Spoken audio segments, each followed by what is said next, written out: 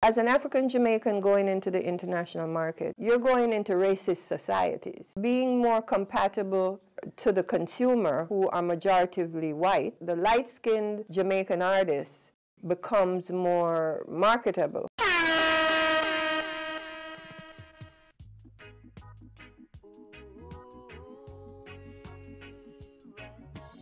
If I'm looking at Beanie Man, Bounty, Buju, and Ninja Man versus Shaggy, Sean Paul, you know, even though Supercat was there too, but Supercat was very hardcore, you know, but definitely the lighter-skinned artists out of Jamaica are have an advantage over the the African, deep African Jamaican artists.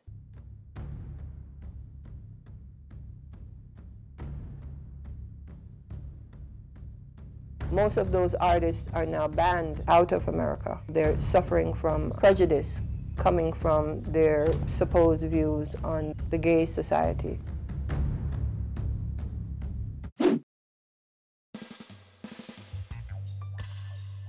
My uncle, Clement Dodd, was the first black-owned recording studio in Jamaica and the first black-owned company in Jamaican music, the Jamaica Publishing and Recording Studio Limited. The persons who had access to capital surpassed him in that Chris Blackwell certainly had access to capital from his moneyed parentage. The Chinese merchants also had access to capital because of them being a merchant class. It's racism, right? But how people think that racism is just, I hate you because of your black skin. Racism is a social and economic structure.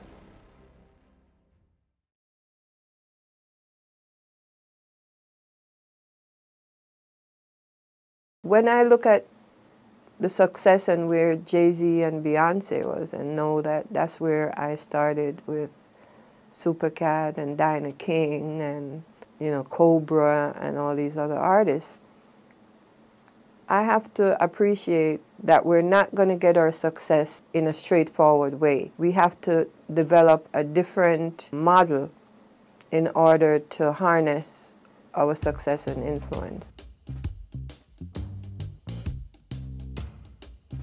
Our music is a collective coming together of people and their experiences, you know.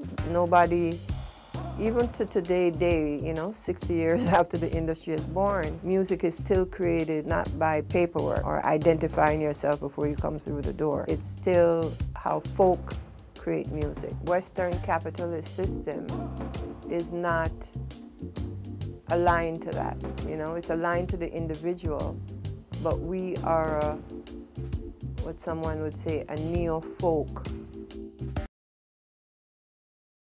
When I look at the black owners of the music, they have not advanced, whether it's Lee Perry, Prince Buster, Duke Reed. I'd have to come and understand that something in the system is denying these innovators or business owners success. And in fact, the major companies of Jamaican music are not here in Jamaica. They left.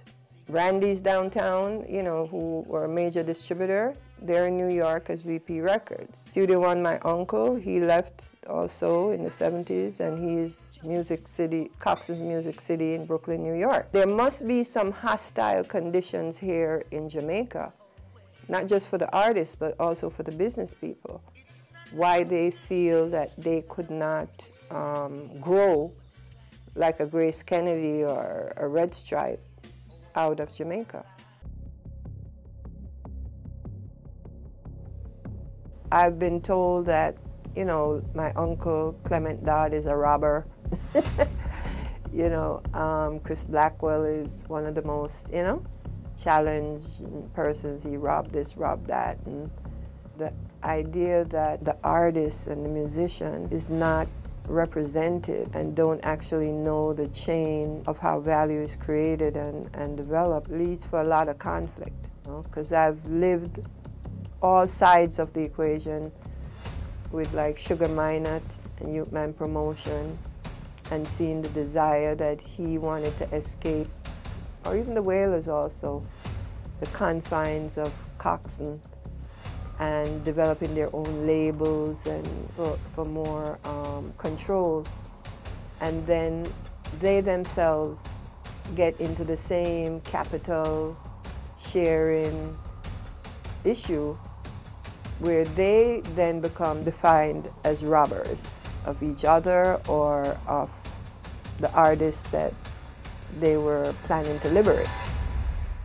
The Wailers lost their right to their name, image, and likeness in 1973 when the group decided to go solo. Even though they did all the things in terms of building a business, registering their company, having their agreements with record companies, it was still, again, the ownership of capital that had them lose that right, you know, and had to be fighting back to get their rights. I'm talking about Bunny and Peter.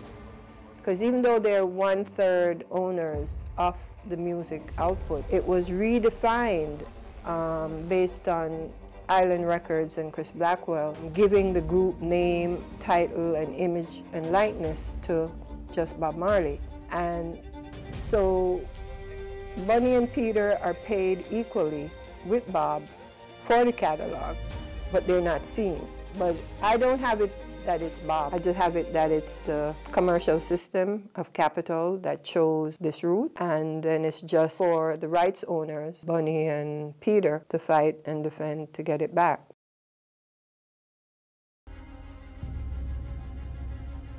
The political division in Jamaica is one of the major obstacles facing the music industry and every other industry relating to the people of Jamaica. You know, so I have artists like Supercat who will tell me, you know, what his life was like before the garrison split the community and after. So you see they were free to go down to Tower Isle or free to go here, free to go there, and then suddenly they get up and they're not free. And that artist is now a JLP and that artist is now a PNP. And then when the different administrations come in, they wipe out this and wipe out that. It's just very tough. You shouldn't be set at that level against each other in poverty. It's crazy. I think that all the ministers of government are there to maintain the status quo of the government. And I think that the government, especially of Jamaica, is to contain the power of the majority population being African Jamaicans. And that has been a fear since Marcus Garvey and the Back to Africa movement. You know, Jamaican music is not reggae. It's still a genre. But reggae has come to define the music because of the success of Bob Marley and the Rastafari culture. But the music is much broader and innovative. It spawned reggae. The innovation of the sound system is what we created here in Jamaica. And that innovation is the basis of the major sound companies globally. So if Jamaica had the capital and the resources to give to the people, we ourselves would have been the owners of a major sound manufacturing industry, not just the music. Like Jamaica is always a place that tinkers with any kind of technology, but there's no basis to take those new ideas and patent them or create a new product. You know, so like a JBL or Harman Sound would be looking at persons who are tinkering to come up with a new product. Everywhere you go now, like in London especially, you have forums and university classes about the sound system. You know, it's reached to such a high level, but it's not embedded in the consciousness of Jamaica, the society, and the people. So it's not too late for the Jamaican music industry to capitalize on its influence.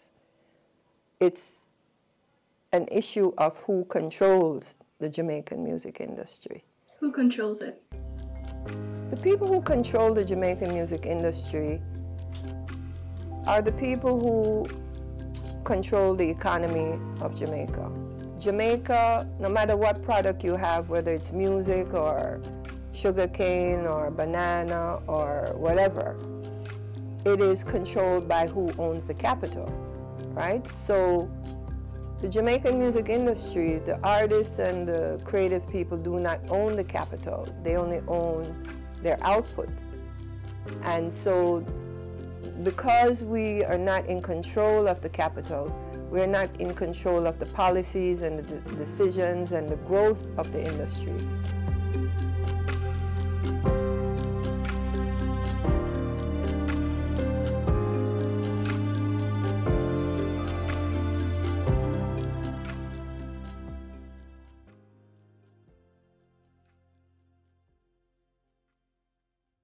I have come to want to develop what I would call foundations and trusts, where certain value that is not able to be gotten through these particular deals or streams, another channel to allow for goodwill, influence, etc., to bring wealth in to the ecosystem, because I understand that this capitalist thing, you know, it's not gonna give you the fairness that you think your creative contribution has assisted. There's a word that they call sui generis. You know, you have to develop your own system of valuing and extracting wealth. The music, if it was properly valued, and not just valued, but with mechanisms to earn from that value, would be one of the top earners, not just for our country, but how it would come to the root. How would it, you know, how it would impact food chain. You know, it would come further down and empower us.